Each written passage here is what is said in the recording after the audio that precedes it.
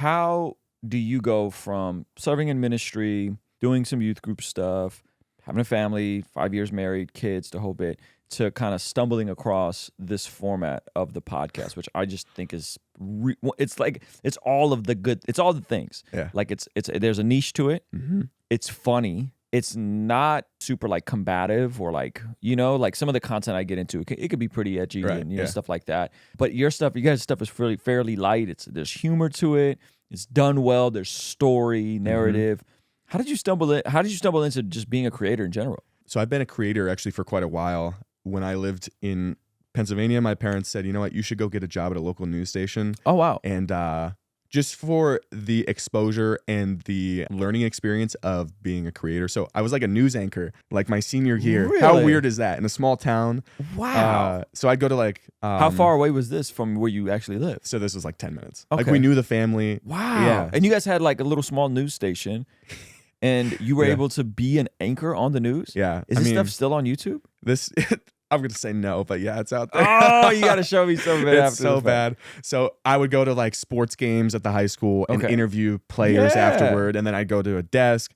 And so you like kind of like local celebrity vibes? I wouldn't say local celebrity because I was still in high school myself. Yeah. And like knew all the kids, but looking back, it was quite the opportunity. It was fun. I wouldn't trade it, but it helped me learn communication at a professional level. Yeah. And then from there, I've run my own business for a while doing website development. And I started a marketing podcast and then did that for a couple of years. So I got into the podcasting world there. Okay. So couple that with what I learned at the news station. And then for Youth Group Chronicles, I had heard a couple stories from the youth pastor at our church, and he's like, youth kids are crazy. I heard from this and this, and like kids setting off fireworks in a church bus. And I thought that was hilarious, but I knew that there were more stories out there. Yeah. And I was sitting in my parents' living room talking with a friend. I was like, man, like someone should start a podcast about the crazy things that happen at youth group, because I know there's stories out there. And then I was like, dang, I should probably be the one to do it because no one else is going to do it. Yeah. How much of your marketing mind was at play in the development? Because clearly utility, communication,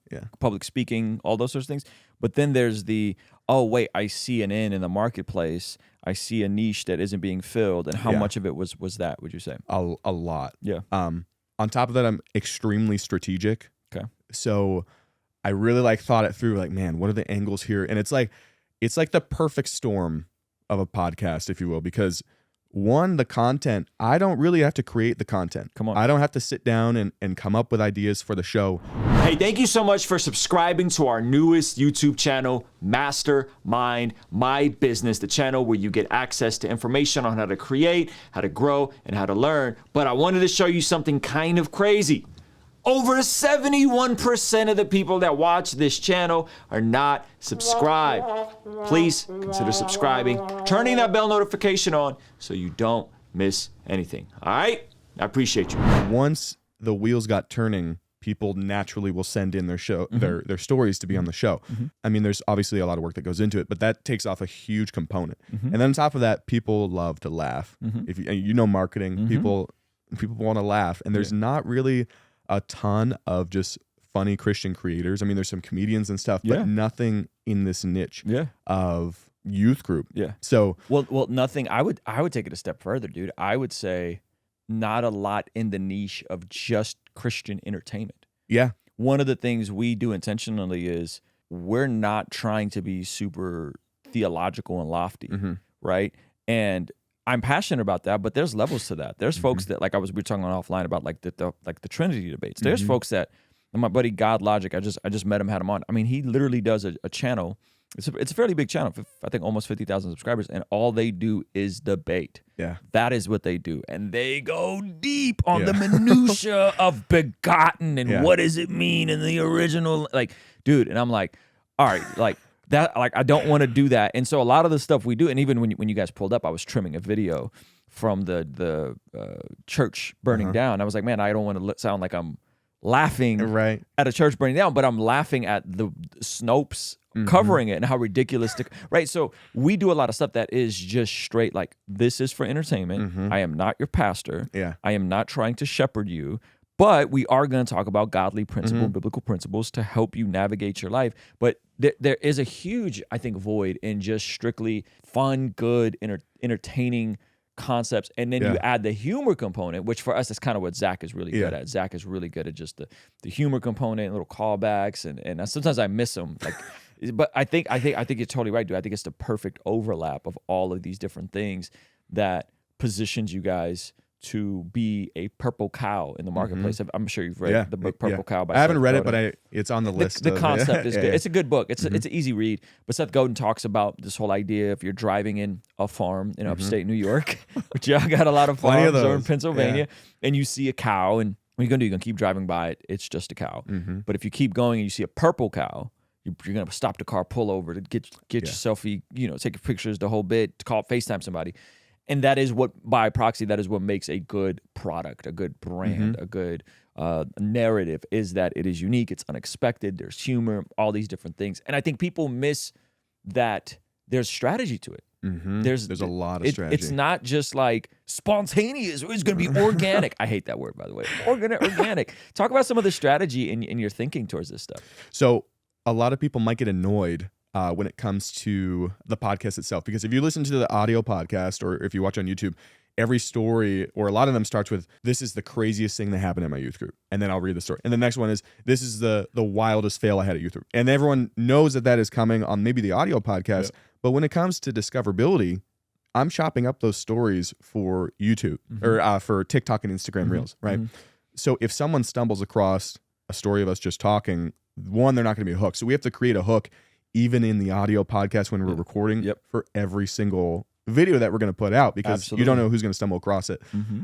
So that's some of the strategy behind that. It literally opening up with, this is the craziest. Yeah, something like that, or really just something off the wall, just catches you off guard. And even though people that know the show and are listening on the audio podcast, it might get repetitive to hear that. But for someone who's never seen the show, they're going to go and see that. Another thing, early on, I mean, I didn't have people sending in stories, so I went into Facebook groups for youth pastors and leaders and just started asking, like, hey, what's the craziest thing that's ever happened? I mean, hundreds of comments would be in these comment sections. And then on top of that, there were some older posts that I was able to go in and take some ideas from, and people in the comments. So that really started the show.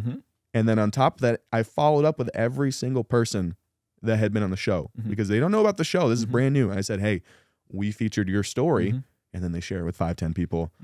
So you're curating, meaning you don't have to be the expert in said content, which a lot of times the best content is going to be when you're curating versus like being someone that's done something interesting and then therefore you're interesting and people want to listen to you, right? So it's like, hey, do you have to be the Gary Vee or the Alex Hormozy that's lived this interesting life and does cool stuff?